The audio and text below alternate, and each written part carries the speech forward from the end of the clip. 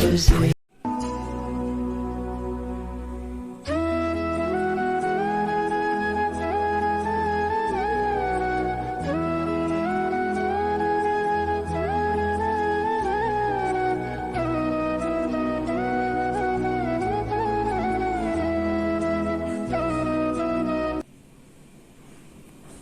तो राम राम। भक्ति भाव विद रेणु रस्तोगी चैनल में मैं आपका स्वागत करती हूँ। तो आज हम संक्रांति के विषय में बताने जा रहे हैं। तो संक्रांति के विषय में सबसे पहले क्या करना है, हमें ये कलश लेना है। कलश लेकर मैंने इस पर सतिया बना लिया। ये मैंने यहाँ पर सतिया बना लिया। हल्दी डाल दी है मैंने, और इसमें डालेंगे लौंग, इलायची, सुपारी और सिक्का।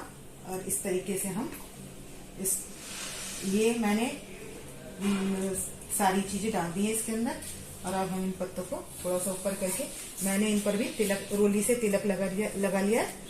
अशोक के पत्तों पर आप 7 या 5 जैसे भी आपकी भाव हो वैसे ले सकते हैं।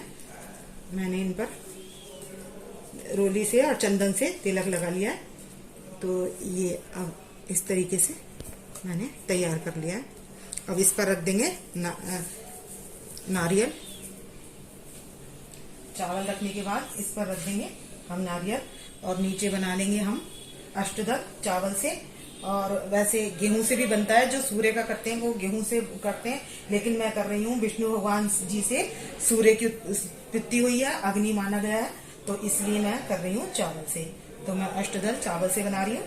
तो ये इस तरीके से मैं चावल से अष्टदल बना लूंगी। ये बना लिया मैंने अष्टदल। अब इस पर स्थापित कर देंगे हम कलश। कलश के ऊपर रख देंगे नारियल। ये हमारी हो गई कलश की स्थापना। अब इधर हमारे हैं गणेश जी। तो सबसे पहले हम लगाएंगे गणेश जी के तिलक। तो हम गणेश जी के तिलक लगा लेंगे, माता पार्वती जी के तिलक लगा लेंगे, और शंकर भगवान जी के तिलक लगा लेंगे, और विष्णु भगवान जी के लगाएंगे। हमें करनी है लक्ष्मी नारायण जी की पूजा, किस लिए? लक्ष्मी जी की प्राप्ति के लिए हमें करनी है विष्णु भगवान की पूजा। तो विष्णु भगवान जी की लगाएंगे चंदन से तिलक, और लक्ष्मी जी के लगाएंगे रोली से तिलक। और आप चाहें तो लाल चंदन भी ले सकते हैं। मैं रोली से तिलक लगा रही हूँ। और यहाँ पर हम लड्डू गोपाल जी के तिलक लगा देंगे। बड़े वाले लड्डू गोपाल जी के तिलक लगा देंगे। राधा रानी के बिंदी लगा देंगे। अब लगा देंगे सबके चावल।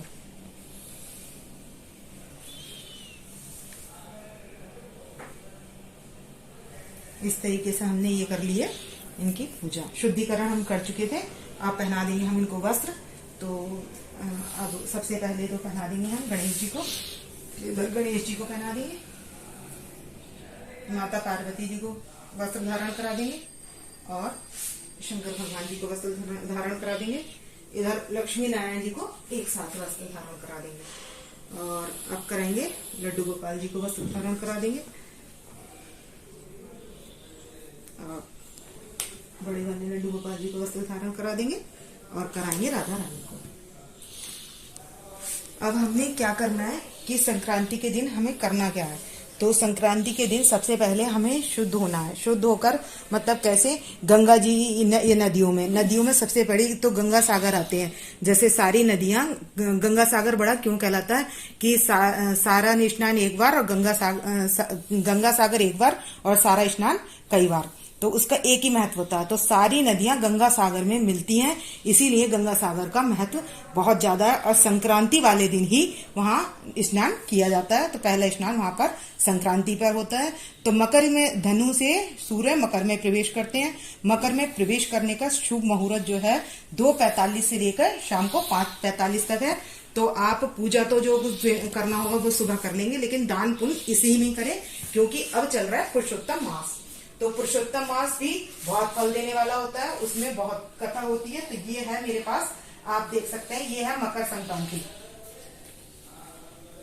ये मकर संक्रांति है, और ये पुरुषोत्तम मास है। ये पुरुषोत्तम मास से मैं प्रतिदिन पूजा करती हूँ, और लास्ट में इसकी कथा सुनने का क्या फल है। तो अब बात आती है कि शनि जो है वो कहाँ से आए हैं। तो शनि की बात आती है। तो शनि में ये बात है कि शनि जो है स्वर्णा के गर्भ से उत्पन्न हुए। ये बात श्रीमद् भागवत के अध्याय में लिखी हुई है। ये देखिए आप, श्रीमद् भागवत है, इसी में ही लिखा हुआ है, माया रूपी स्वर्णा के गर्भ से शनिश्चर का 2 पुत्रों की उत्पत्ति हुई है। तो मैं इसी से आपको बता रही हूँ कि ये मैं नहीं कह रही हूँ, ये शास्त्रोक्त विधि के अनुसार बात है। तो शनिदेव जो है स्वर्ण शनिदेव के 2 पुत्र हैं, एक तो स्वर्णा का है शनिश्चर और एक सर्वाणी। तो आती है बात शनिदेव की, हम आते हैं शनिदेव पर। तो शनिदेव जो है सूर्य के पुत्र हैं। तो स्वर्णा तेज को सूर्य के नहीं सह सकी, तो इसलिए चली गई थी। तो इससे क्या हुआ, शनिदेव भगवान जो थे सूर्यदेव वो रुष्ट हो गए। तो शनिदेव और स्वर्णा जब से रुष्ट हो गए तो क्या हुआ, एक बार सूर्यदेव जाते हैं शनिदेव के घर। तो उन रुष्ट होने पर वो उसके यहाँ से सब चीजें नष्ट कर देते हैं। किसका? शनिदेव की सब चीजें नष्ट कर देते हैं। तो जब वो नष्ट करके आते हैं तो वो उसमें एक चीज रह जाती है, तिल। तो तिल का दान होता है इसमें, कब? मकर संक्रांति में। तो मकर संक्रांति में तिल का दान इसी वजह से विशेष होता है कि सिर्फ शनिदेव के घर में एक ही चीज रह गई थी, वो थी तिल। तो अब चलते हैं तिल का क्या महत्व है। तो मकर संक्रांति, सूर्य का मकर संक्रांति में प्रवेश होता है, तो वो मैं बता ही चुकी हूँ।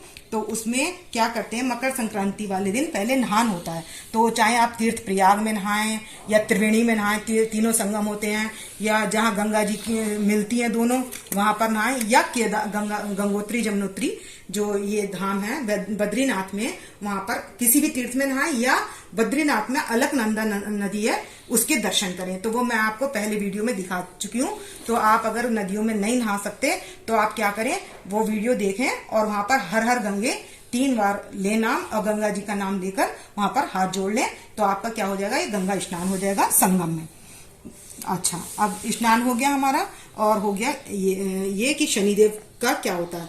तो दूसरी बार जब शनिदेव अपने पुत्र के यहाँ जाते हैं, तो कब जाते हैं? वो जाते हैं जब उत्तरायण लग जाता है। तो अब क्या होगा, मकर संक्रांति से लग जाएगा उत्तरायण। 6 महीने दक्षिणायन के होते हैं, 6 महीने उत्तरायण के होते हैं। उत्तरायण में जिनकी मृत्यु होती है वो मोक्ष को प्राप्त होते हैं, और दक्षिणायन में जिनकी मृत्यु होती है उनको बार बार जन्म लेना पड़ता है, ऐसा शास्त्रों में लिखा है। अच्छा, अब बात आती है कि तिल इसलिए दान किए जाते हैं, गुड़ और तिल। शनिवार के दिन भी पीपल के वृक्ष के नीचे गुड़ और तिल का भी इसीलिए महत्व है। तो ये कहाँ से और कैसे हुआ है उसके विषय में ये बात मैंने कर ली है। तो अब हमें क्या देना है, संक्रांति के दिन खिचड़ी। अब ये क्या है, खिचड़ी महोत्सव चलता है। तो दक्षिण में पोंगल चलता है, पंजाबियों में लोहड़ी चलता है, और हमारे यहाँ संक्रांति पर ये खिचड़ी मनसी जाती है। और क्या होता है, शनिदेव को प्रसन्न करने के लिए तिल इसीलिए चढ़ाए जाते हैं। अब आती है सूर्यदेव। सूर्यदेव को पसंद है हमारी लाल वस्तुएं, तो गाजर है। तो क्या करेंगे, अब हम संक्रांति के दिन बनाएंगे गाजर का हलवा। किसके भोग के लिए? सूर्यदेव के भोग के लिए। अच्छा, तो अब हमने क्या किया है, आज इसीलिए हम सबको भोग जो लगा रहे हैं वो लाल फल का ही लगाएंगे। और सूर्यदेव के सबसे पहले जब हम सूर्यदेव की पूजा करेंगे तो आपके पास यदि किसी धातु के सूर्यदेव हैं तो आप उनके तिलक लगाइए। एक तिलक लगाकर, चावल लगाकर और उन्हें तिलक लगाइए। तो आप चंदन का तिलक लगाइए, लाल चंदन आता है, उस दिन मैं भी उसी का तिलक लगाऊंगी, तो आप उसी का तिलक लगाइए। और सूर्यदेव की पूजा मैं बता चुकी हूँ पिछली वीडियो में कि 10 नाम लेकर कैसे पूजा की जाती है। और कथा मैंने तुलसी, जब कार्तिक शुरू हुआ था तो उस वीडियो में देख लेना। तो ये कथा और वो ऐसे सुन लेना। और हम फल चढ़ाते हैं लाल, तो सूर्यदेव को लाल ही चढ़ाने होते हैं। तो इसलिए वस्त्र भी आप लाल ही धारण करना और अच्छे से तैयार होकर, शुद्ध होकर पूजा करनी है।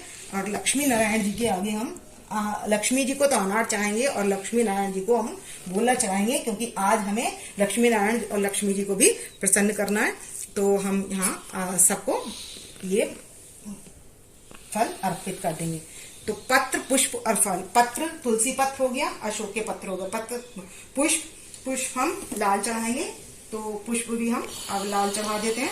लक्ष्मी जी के आगे हम गुलाब का फूल, हो सके तो कमल का फूल लाल वाला चढ़ाएं, नहीं तो गुलाब का फूल चढ़ाएं। और बाकी सबको हम रेड कलर के फ्लावर अर्पित कर देंगे। तो ये मैं सबको रेड कलर के फ्लावर अर्पित कर रही हूँ।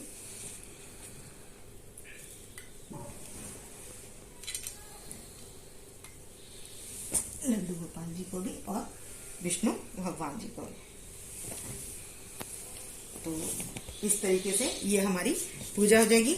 हमें पंचमेवा, आज के दिन पंचमेवा का भी बहुत महत्व है, तो हमें पंचमेवा का भोग भी लगाना है, तो हम पंचमेवा भी रख देंगे।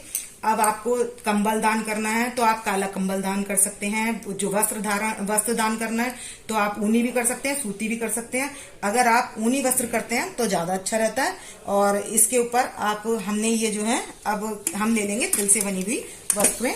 तो तिल से बनी हुई वस्तुएं, तो इसमें है तिल से, ये तिल और गुड़ की बनी हुई रेवड़ी वगैरह है, और ये हमारी गजक है, और ये तिल और गुड़ की गजक है।